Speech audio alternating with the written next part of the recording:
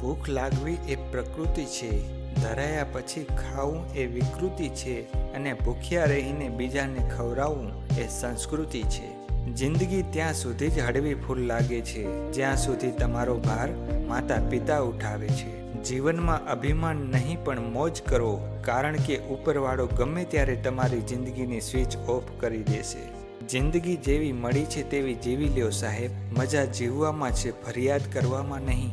રાત્રિ સૂર્યને મળવા જતા, યુવાની ઘડપણને મળવા જતા અને માનવી કામનાઓને મળવા જતા મૃત્યુ પામે છે. ભૂલ અને ઈશ્વર માને તો દેખાય. પેટમાં ગયેલું ઝેર એકનો નાશ કરે છે, જ્યારે કાનમાં ગયેલું ઝેર હજારોનો નાશ કરે છે. જ્યાં સુધી તમે ડરતા રહેશો ત્યાં સુધી તમારા જીવનના નિર્ણયો બીજા લોકો જ લેતા રહેશે. ઈશ્વરે માતાના પેટમાં જીવની વ્યવસ્થા એવી કરી છે કે એને વિના મહેનતે પોષણ મળે છે, પણ સંસારમાં એ વ્યવસ્થા માનવીએ એવી કરી છે કે કમાવા છતાં માણસોને અન્ન, વસ્ત્ર અને આબરૂના ટોટા પડે છે. ગઈકાલની ખરાબ કે નબળી યાદોને ઉચકીને જીવશો તો આજનો દિવસ ભારે જ લાગશે. કરજ હોવા છતાં મોજશોખ કરનારાનો, પૈસા લીધા હોય તેની સાથે વેર બાંધનારાનો, માલિકની, મિત્રની અને સલાહ લેનારની ગુપ્ત વાતો ઉઘાડી કરનારાનો અને સાચો ઠપકો આપનારનો તિરસ્કાર કરનારાનો ક્યારેય સંગ કરવો નહીં. ભૂલ એ જીવનમાં સૌથી સહેલું અને અઘરું છે. બીજા કરે ત્યારે કહેવું સહેલું છે ને જ્યારે આપણાથી થાય ત્યારે સ્વીકારવું અઘરું છે.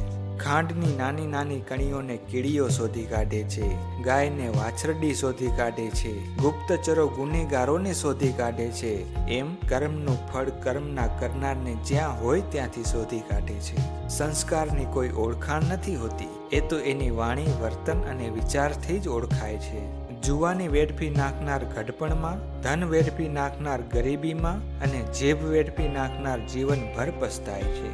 જગતના દરેક જીવને ખુશી વહાલી છે, જે પોતાની ખુશી માટે બીજા જીવને મારે છે એ ક્યારેય ખુશ નથી રહી શકતો. ખોટા રસ્તે ભલે ગમે એટલી ભીડ હોય પણ એ રસ્તો વિનાશ તરફ લઈ જાય છે. સાચો રસ્તો ભલે એકલો અને અઘરો હોય પણ એ જ ઇજ્જત અને શાંતિ અપાવે છે.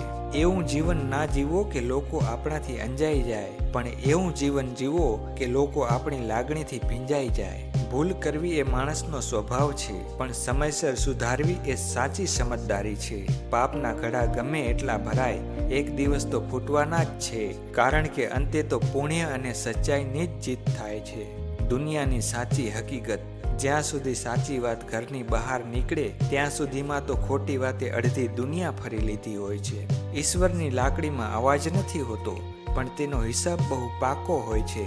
માટે ખરાબ કર્મો છોડી સત્કર્મ તરફ વળો, જેથી અંત સમયે પસ્તાવો ન થાય. રેતીમાં ઢોળાયેલ ખાંડ કીડી વીણી શકે, પરંતુ હાથી નહીં. તેથી ક્યારેય નાના માણસને નાનો ના ગણવો. ક્યારેક નાનો માણસ પણ મોટું કામ કરી જાય છે. જેમ ગંદુ પાણી તરસ નથી छिपाવી શકતું, તેમ ખોટી કમાણી ક્યારેય સુખ નથી આપી શકતી. મહેનતની અડધી રોટલી પણ અહંકાર અને પાપના 56 ભોગ કરતાં હજારો ગણી સારી છે. તમારી અંદર રહેલા સારા માણસને જગાડો, હજુ પણ સમય છે. પાછા વળી જાઓ, કારણ કે પસ્તાવો કરીને સુધરી જનાર વ્યક્તિને ઈશ્વર પણ માફ કરી દે છે. જિંદગીમાં હંમેશા જો કોઈ સાચો રસ્તો બતાવવા વાળો હોય તો તે છે અનુભવ. પાપના પૈસાથી ભલે ગમે તેવો આલિશાન મહેલ બનાવી લો, પણ એમાં શાંતિ ક્યારેય નથી મળતી. ઈમાનદારીની ઝૂંપડીમાં પણ જે ચેનથી ઊંઘ આવે છે તેવી ઊંઘ કોઈ મખમલની ગાદી પર નથી આવતી. વીતી ગયેલી જિંદગીને ક્યારેય યાદ ના કરો. કિસ્મતમાં જે લખ્યું છે તેની ફરિયાદ ના કરો. જે થવાનું છે તે તો થઈને જ રહેશે. કાલની ફિકરમાં તમારી આજ ખરાબ ના કરો. ખોટા રસ્તે મેળવેલી વાહવાહી કરતાં સાચા રસ્તે મળેલી હાર પણ વધુ સન્માનજનક છે, કારણ કે માણસ ગમે તેટલો શક્તિશાળી હોય, ઈશ્વરની નજરમાંથી ક્યારેય બચી શકતો નથી.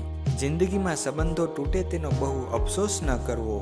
બસ એ સંબંધ તૂટવાનું કારણ આપણે ન હોવા જોઈએ. બીજાનું પડાવી લેવાથી ક્યારેય કોઈ ધનવાન નથી બનતું, ફક્ત પાપના ભાગીદાર બનાય છે.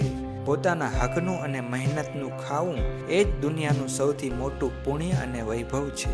કમાણી નાની હોય તો ચાલશે, પણ એમાં કોઈની આંતરડી દુભાયેલી ન હોવી જોઈએ, કેમ કે દુઆઓથી મળેલું સુખ પેઢીઓ તારે છે અને હાયથી મળેલું સુખ પાયમાલ કરે છે. સીતારામ.